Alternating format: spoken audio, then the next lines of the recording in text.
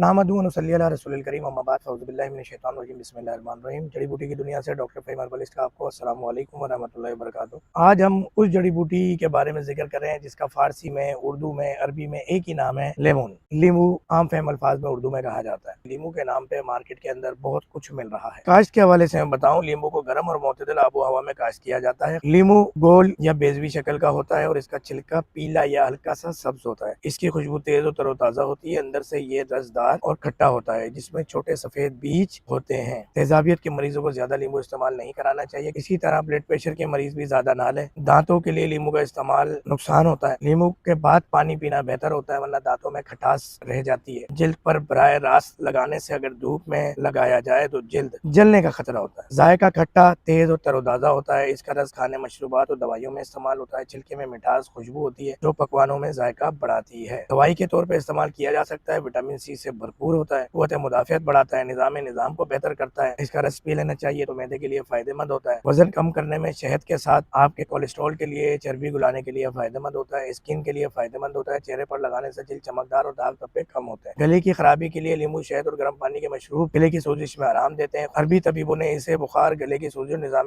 کے لیے مفید قرار دیا۔ جس طرح لیمو کے نام پر کچھ اور بھی جڑی بوٹیاں ملتی ہیں اور خاص نشانی اس کی ہے کہ دانے دار ہوتا ہے اور اس کا چھلکا پتلا ہوتا ہے۔ اور کسی بھی جڑی بوٹی کو اوریجنل حاصل کرنے کے لیے اپنے گھر پر ہم سے دیے گئے نمبر پر رابطہ کیجیے۔ اور یہ وہ جڑی بوٹیاں بھی میں آپ کو بتاتا ہوں جو ایزیلی آپ کو قریب میں مل جاتی ہے تاکہ آپ اپنے روزانہ کے استعمال میں ان جڑی بوٹیوں کا استعمال کریں اور فائدہ اٹھائیں۔